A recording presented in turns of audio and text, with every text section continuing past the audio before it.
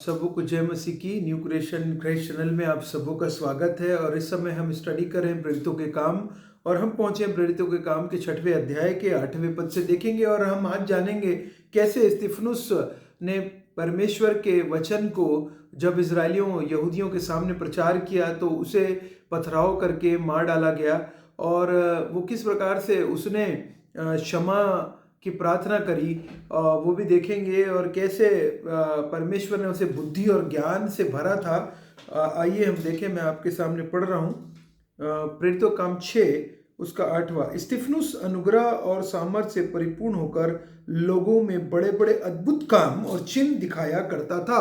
और यहाँ पे देखिए, इसके कल हमने देखा था वचन में कैसे 7 लोगों को चुना था। 7 लोगों में चुना गया था, स्तिफनुस एक था। और ये 7 लोग कौन थे? ये 7 लोग वो चुने गए थे जिनको कि परमेश्वर के दासों ने, 12 चेलों ने, जिनको कि हम प्रेरित कहते हैं, अपोस्टल्स, ये 12 चेलों ने चुना था ताकि ये लोग चर्च का जो जितनी कलीसिया थी उनका मैनेजमेंट करें, एडमिनिस्ट्रेटिव वर्क करें, उन लोगों की हेल्प करें, क्योंकि अपोस्टल्स अपना टाइम, समय और अपना जो टाइम था वो प्रेयर में और प्रचार करने में लगाना चाहते थे, word of God, ministry of word. और यहाँ पे 7 लोगों में यह बात बड़ी मंडली को अच्छी लगी, और उन्होंने स्तिफनुस नाम एक पुरुष को जो विश्वास और पवित्र आत्मा से परिपूर्ण था, और फिलिपुस और परखुरुस और निकनोर और तिमोन और परमिनास और अंताकिया वसी निकलौस को जो यहूदियों में आ गया था चुन लिया, और ये चुना हुआ था, चूजन। और अभी हम देख रहे हैं अनुग्रह और सामर्थ से परिपूर्ण होकर लोगों में चंगाई कर रहा था। परमेश्वर का आत्मा स्टीफन को जिसको इंग्लिश में हम कहते हैं, अद्भुत काम कर रहा था। परमेश्वर की चंगाई चिन्ह और दिखाया करता था। तब उस राजधानी में से जो लिबर्नियों की कहलाती थी, कुरेनी और सिकंदरिया और गलिया और एशिया के लोग इसके एक स्तिफनुस से वाद विवाद करने लगे। और यहाँ पे हम देख रहे हैं कि स्तिफनुस को, जिसको परमेश्वर ने बुद्धि, ज्ञान और बल और शक्ति, सामर्थ और पवित्र आत्मा का अभिषेक किया था, वो स्तिफनुस जब परमेश्वर के वचन का प्रचार कर रहा था तो उसे विरोध का सामना करना पड़ा। और ये जरूरी नहीं है कि आप जब परमेश्वर का कार्य कर रहे हैं, जब आप परमेश्वर कार्य करने के लिए जब आप आगे बढ़े हैं, जब आप वचन का प्रचार करने के लिए जब आगे बढ़ते हैं, परमेश्वर के राज्य के सुसमाचार को समझाने के लिए, बताने के लिए, तो आपका विरोध ना हो ऐसा नहीं हो सकता। आपका भी विरोध होगा, आपको भी सामना करना पड़ेगा परसिक्यूशन का, आपको भी सामना करना पड़ेगा सताव का, लेकिन आपको चुप नहीं रह सकते। हमें नहीं रहना है, परंतु उस ज्ञान और उस आत्मा का जिससे वो बातें करता था वे सामना ना कर सके। और चाहे कितने भी विवादी आ जाएं, जब लोग सामना नहीं कर पाते आपकी बातों का, और जब आपकी बातों को लोग जस्टिफाई नहीं करते, जब वो सुनना नहीं चाहते, और सुनने के बाद भी जब वो आपसे जीत नहीं सकते वचन में बातों में, तब वो आपको सताव करते हैं और आपको जबरदस्ती मारा पीटा जाता है। आपके अगेंस्ट में बुरी बुरी तरह तरह के तमाम प्रकार के षड्यंत्र रचकर बंदी गृह में डलवा दिया जाता है। ये बात भी स्तिफनुस के गिरफ्तारी की गई और उसे गिरफ्तार किया गया, और इस पर उन्होंने लोगों को उभारा, जो कहने लगे हमने इसको मूसा और परमेश्वर के विरोध में निंदा की बातें कहता सुना है। और यहाँ पे देखिए उसके अगेंस्ट झूठी गवाही दी गई कि ये मूसा के अगेंस्ट में बोल रहा है, जबकि वो तो ऐसी कोई बात नहीं कर रहा था। और लोगों और प्राचीनों और शास्त्रियों को भड़का कर चढ़ाए, और ये देखिए भड़का कर गवर्नमेंट को, अलग अलग समाजों में पुलिस को भड़का कर लोग जो है वो सताव उपद्रव पैदा करने के लिए ले आए और पकड़कर महासभा में ले गए और झूठे गवाह खड़े किए। और उन्होंने कहा यह सचमुच इस पवित्र स्थान और व्यवस्था के विरोध में बोलना नहीं छोड़ता। और झूठे गवाहों को टेस्टिमनी के लिए लाया गया, झूठे गवाहों को खड़ा किया गया, और झूठे गवाहों ने ये बोला कि व्यवस्था के विरोध में ये बोल रहा है स्तिफनुस, जबकि वो तो परमेश्वर का कलाम का प्रचार कर रहा था, अद्भुत काम और चिन्ह और मिरेकल्स कर रहा था, परमेश्वर के नाम से चंगाई कर रहा था परमेश्वर के नाम से। तब सब लोगों ने जो सभा में बैठे थे उस पर, और ये सब सारी चीज़ें हो रही थी जब उसको पूरी तरीके से एक्यूज किया जा रहा था, उसे दबाया, धमकाया, डराया जा रहा था। तब सब लोगों ने जो सभा में बैठे थे उस पर दृष्टि गड़ाई, तो उसका मुख स्वर्गदूत का सा देखा। और ये देखिए परमेश्वर के जो दास होते हैं, जो लोग होते हैं, उनको परमेश्वर की विशेष सामर्थ और शक्ति प्राप्त होती है, और उसके अंदर भी शक्ति, वो शक्ति को लोग देख पाए, लोग अपनी आंखों से परमेश्वर के प्रकाश को जो निकल रहा था, जो प्रकाश निकल रहा था, किसके जीवन से? स्तिफनुस के जीवन से प्रकाश निकल रहा था। उस दृष्टि गड़ाई तो उसका मुख स्वर्गदूत सा देखा, मतलब चमकदार स्वर्गदूत सा देखा। और हम जानते हैं कि मूसा के बारे में दोष लगा रहे थे। मूसा का भी जो मुख था, जब वो परमेश्वर से बात करके आता था तो उसका भी मुख चमकता था, और उसके भी मुख में पूरी तरीके से जो इजरायली है वो बोलते थे कि हम तेरे तरफ नहीं देख सकते, तो वो कपड़ा लेना पड़ता था मूसा को अपने सिर को ढांकने के लिए। और ठीक उसी प्रकार से कपड़ा लेकर वो ढांकता था जैसे उसके चमकदार चेहरे को। ठीक उसी प्रकार का चमकदार चेहरा यहाँ पे लोगों ने, सब लोगों ने जो सभा में बैठे थे, सब लोगों को वो चेहरा दिखा। कौन सा चेहरा? चमकदार चेहरा। कौन सा चेहरा? परमेश्वर का सामर्थ का ज्योति चमकी। किसके मुखों से ज्योति चमकी? स्तिफनुस के जीवन से। लोग देख रहे थे लेकिन लोग समझ नहीं पा रहे थे। लोगों को लग रहा था कि ये शायद कुछ और ही है, लेकिन ये तो परमेश्वर की, जिस प्रकार से मूसा के अंदर जो परमेश्वर का आत्मा कार्य करता, वही आत्मा स्तिफनुस के अंदर भी कार्य कर रहा था। और ये कदापि मतलब नहीं कि आपके अंदर परमेश्वर काम नहीं कर पा रहा है। अगर आप सताव झेल रहे हैं तो आपको लगेगा कि मैं ही सताव क्यों झेल रहा हूँ, क्योंकि परमेश्वर वचन कहता है कि सताव जो झेलते हैं उनके साथ परमेश्वर होते हैं। वो परमेश्वर के लिए गिने जाते हैं, इसलिए वो लोग अब क्लैप करते हैं, क्योंकि वो परमेश्वर के लिए निम्न जाने गए, परमेश्वर के लिए वो रिडिक्यूल्ड, मार खाने के योग्य हुए परमेश्वर के लिए।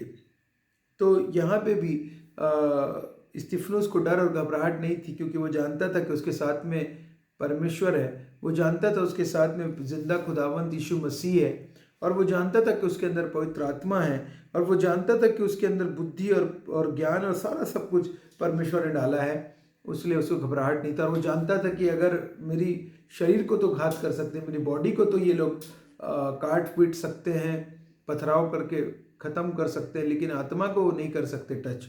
उसे ये कॉन्फिडेंस था, उसे विश्वास था प्रभु यीशु मसीह के ऊपर, इसीलिए वो उन लोगों के बहकावे में और डर और भय में के आगे नहीं झुका। और क्या बोला? तब महायाजक ने कहा, यह बातें सच है। स्तिफनुस ने कहा, हे भाइयों और पितरों सुनो, हमारा पिता अब्राहम हारान में बसने से पहले जब मेसोपोटामिया में था तो तेजो में परमेश्वर ने उसे दर्शन दिया। और यहाँ से जब उसे बोलने का मौका मिला, जब स्तिफनुस को बोलने का मौका महासभा के महायाजक ने दिया, तब उसने एक्सप्लेन करना चालू किया। उसने ये एक्सप्लेन करना प्रारंभ किया कि कैसे परमेश्वर ने अब्राहम को चुना, और वो अब्राहम के बारे में उसने बताया, बातचीत किया। अब्राहम, इसहाक और याकूब के 12 गोत्रों के विषय में उसने बातचीत किया। उसके बाद उसने याकूब के बाद मूसा के बारे में बातचीत किया कि कैसे परमेश्वर ने मूसा को इस्तेमाल किया, और 40 वर्ष तक कैसे मूसा 40 वर्ष तक पहले राजमहल में रहा, फिर 40 वर्ष तक वो किस प्रकार से बयाबान में रहा। और ये बातें बताने के बाद वो कहता है कि 40 वर्ष के बाद कैसे परमेश्वर ने उसे भेजा ताकि वो छुड़ाए, और छुटकारा मिला, और उनको छुटकारा मिला, बंधुआई से छुटकारा मिला और आज़ादी मिली। और ये सारी चीज़ों को एक्सप्लेन करता है और बताता है। और ये सारी बातों को बोलने के बाद 41 में उन दिनों में उन्होंने एक बछड़ा बनाकर, और ये भी बताया कि कैसे जो इजरायली थे वो मूसा के सामने ही वो लोगों ने गलत काम किया, और परमेश्वर की आज्ञा के अगेंस्ट में उन्होंने वो कार्य किया जो परमेश्वर जिससे घृणा करते थे। और वो लोग को उन लोगों को जब ये सारी बातें बताने के बाद, साक्षी का तंबू जंगल में हमारे बाप दादा को बीच में था, ये भी बताया कि कैसे परमेश्वर का जो सामर्थ थी, शक्ति थी, वो वहाँ पे टेबरनिकल में जो तंबू बनाया था, मूसा ने को आदेश दिया था परमेश्वर ने, उसमें कैसे ये भी बातें को बताया। और इस तमाम बातों को बताने के बाद परंतु सुलेमान के बारे में भी बताया, और उसके बाद कहा कि परमेश्वर हाथ के बनाए हुए मंदिर में नहीं रहते। और उसके बाद 51 में कहे, अटीले और मन और कान के खतना रहितों को तुम सदा पवित्र आत्मा का विरोध करते हो, जैसा तुम्हारे बाप दादा करते थे वैसा ही तुम भी करते हो। और 51 का यशायाह 63 के 10 को कोट किया कि हठीले और मन और कान के खतना रहित लोगों, खतना रहित इट मीन्स कि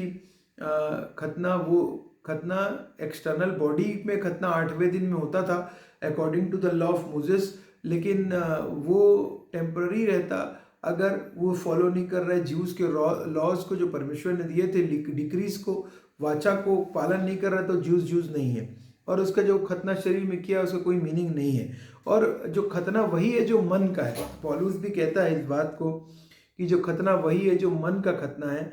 और ये लोग तो दिखावे के लिए करे हैं, नेम से हम मसीह बोल सकते हैं जो सिर्फ नाम के मसीहधारी हैं, लेकिन वो परमेश्वर से बहुत दूर हैं।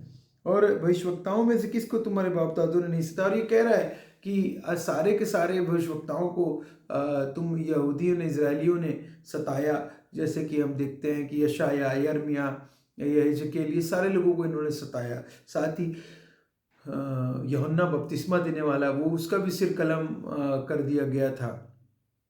और साथ यीशु मसीह को जो पवित्र आत्मा की सामर्थ्य से इस पृथ्वी पर आए, हमारे लिए मारे गए और हमारे लिए गाड़े गए, उन्होंने भी मार दिया। और भविष्यवक्ताओं में से किसको तुम्हारे बाप दादा ने नहीं सताया? क्या उन्होंने उस धर्मी को आगमन का पूर्व काल से संदेश देने वाले को मार डाला, और अब तुम भी उसके पकड़ने वाले और मार डालने वाले हुए। तुमने स्वर्गदूतों के द्वारा ठहराई व्यवस्था तो पाई, परंतु उसका पालन नहीं किया। और ये बात जब बोला तब ये बातें सुनकर वे जल गए और उस पर दांत पीसने लगे। परंतु उसने पवित्र आत्मा से परिपूर्ण होकर स्वर्ग की ओर देखा और परमेश्वर की महिमा को और यीशु को परमेश्वर के दाहिनी ओर खड़ा हुआ देखकर कहा, देखो मैं स्वर्ग खुला हुआ और मनुष्य के पुत्र को परमेश्वर के दाहिनी ओर खड़ा हुआ देखता हूँ। और वो कह रहा है, उसे दिख रहा है, उसे दिखाई दे रहे हैं प्रभु यीशु मसीह, उसे दिखाई दे रही है परमेश्वर के दाहिने खड़े हुए यीशु मसीह, और स्वर्ग खुला हुआ, और मनुष्य के पुत्र को परमेश्वर के दाहिने ओर खड़ा हुआ देख रहा है। Can we imagine that? परमेश्वर की शक्ति से वो देख पा रहा है। परमेश्वर ने उसकी आंखें खोल दी है देखने के लिए, तब उन्होंने, और ये आंखों से वो देख पा रहा है, माफ कीजिएगा, तब उन्होंने बड़े शब्द से चिल्लाकर कान बंद कर लिए और एक साथ उस पर झपटे और उसे नगर के बाहर निकालकर उस पर पथराव करने लगे। गवाहों ने अपने कपड़े शाऊल नामक एक जवानों के पांवों के पास उतार कर रख दिए। स्तिफनुस पर पथराव करते रहे और वह कहकर प्रार्थना करता रहा, हे प्रभु यीशु मेरी आत्मा को ग्रहण कर। और उसके बीच में भी देखिए, जब उसे पथराव कर रहे हैं मूसा के लॉ के अकॉर्डिंगली, जबकि उसने कोई गलती अपराध नहीं किया है, लेकिन उसे घात किया जा रहा है, तब भी वो क्या बोल रहा है, हे प्रभु यीशु मेरी आत्मा ग्रहण कर। तब भी वो क्या बोल रहा है, वे कह रहे थे, हे प्रभु मेरी आत्मा ग्रहण कर। फिर घुटने टेककर ऊंचे शब्द से पुकारा, हे प्रभु यह पाप उन पर मत लगा। और यहाँ पे माफ़ी के लिए प्रार्थना कर रहा है, और यह कहकर वह सो गया, और यह कहकर उसकी प्राण त्याग दिए। उसने क्षमा को दिखाता है, जैसे यीशु मसीह ने क्षमा किया अपने अपराधियों को, पापियों को। यहाँ पे स्तिफनुस भी पथराव के बीच में, जो उन्होंने पथराव किया उनके लिए क्षमा की प्रार्थना कर रहा है। और यहाँ पे आत्मा को ग्रहण कर, मेरी आत्मा को ग्रहण कर, उसे ये मौका मिला है। क्या आज हम बोल सकते हैं परमेश्वर का आत्मा जो हमारे अंदर कार्य कर रहा है, क्या वो आत्मा उसी प्रकार से काम करता है जैसे स्तिफनुस के अंदर कार्य कर रहा था? जैसे स्तिफनुस बोल्डली कन्फेसिंग पर यीशु मसीह का प्रचार कर रहा था, बोल्डली कन्फेसिंग, बिना डर बिना भय के, क्या हम ऐसा कर सकते हैं? और यहाँ पे शाऊल उसके वध में सहमत था। और ये देखिए, ऐसा व्यक्ति शाऊल जो कि परमेश्वर का बहुत बड़ा दास हुआ, वो भी इस वध में शामिल था। और कौन जानता था कि वो और आगे चलकर प्रभु यीशु मसीह का सेवक बनेगा और इतनी सारी बुक को बाइबल की लिखेगा। और वो स्तिफनुस के मृत्यु में वो भी एक पार्ट टेकर था जिसने उसको स्टोन्ड किया था डेथ में। और कभी भी परमेश्वर कहीं से भी कार्य कर सकता है। याद रखिएगा, जो हमारे विरोधी है, जो आपको लगता है कि हो सकता है अभी विरोधी हो सकता है, वो आपके कारण परमेश्वर उनको भी ये मौका दे दे, अवसर दे दे कि वो भी यीशु मसीह को जान जाए, और वो भी यीशु मसीह की क्रूस के तले आ जाए, और वो भी यीशु मसीह को अपने जीवन में उद्धारकर्ता के रूप में ग्रहण कर ले।